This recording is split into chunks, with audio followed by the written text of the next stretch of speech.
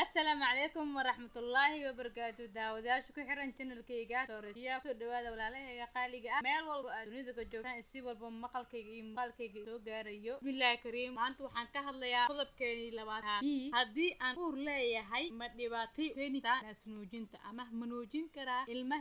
ilmahayga naas anigoo haddaba waxaan u sheegaynaa hooyooyinka aaminsan marka ay uur qaadaan in ay ilmaha ka xanuunsadaan caanaha ama naaska caanaha dartiisa in ay sahayn wax jira maahan hooyo haddaba ku faahfaahiyo caanaha naaska ee hooyadu leedahay inaysan dhibaato aysan lahayn in ay nuujiso caruurteeda ama ilmaheeda maadaama ilmaha loogu talagalay hore in caanaha si fiican oo leesa aysan laga dhexgelin wax biyo ah wax caana kale oo formaysan wanaagsanayn ee dhibaato ay u tahay haddii hooyadu si sax soo nuujiso 6 bilood cunugeeda intii ka dambeysana ilaa laga gaaray 2 sano cunuga way nuujin xitaa haddii inta 2 sano la gaarin masana hooyadaas caanaheedan leeyihiin manaaskeeda ay leeyihiin caano way siin kartaa way nuujin kartaa ilmaheeda haddaba naas nuujinta dar maahan haddii hooyadu uur yeelato caruurtuna kuma xanuunsadaan naas nuujinta waxaa ku shaqo hormoono loo yaqaano prolactin kaasoo soo saara caanaha wuxuuna kaloo hormoonkan ka hortagaa in ansidaha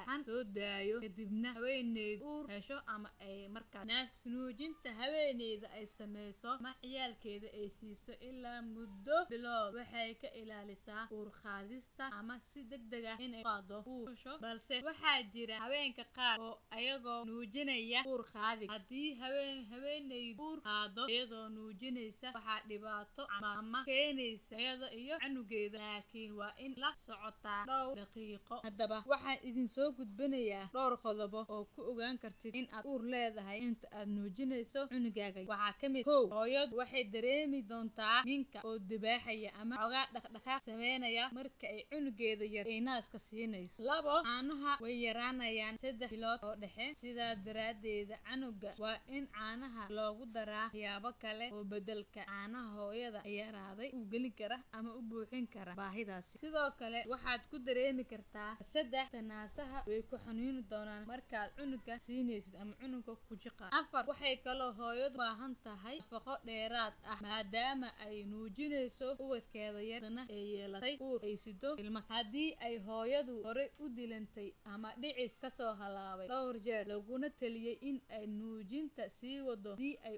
uur qaado sidoo kale haddii ay hooyadu ay ku nooshahay nolol dhib ama nafaqo dari ay jirto kulama talinaysid in ay isku wado uurka iyo naas nuujinta maxaa yeelay uma roona naftad ahaanteeda waayo waxay u baahan tahay tiro badan ama siino in ay hesho oo ku filan uurka cunuga ku jira ay nuujinaysa iyo naf sidaa darteeda in hooyada in ay isku wado aad leedahay nuujinta iska daa cunuga caano haddaba mararka qaar waxaa jiri karta hooyo nuujinaysa isana aysan awoodin nuujintaasi ay sameeyaan ama ay markaasi ay la kulanto dilan ama ilmaha in ay kasoo halaabaan waayo waxaa laga yaabaa hooyada muruqaheeda ama minka muruqihiisa awalba ay dibacsanaayeen aysan u adkeysan karin kiijinta ama xoojinta hormoon caanaha keeno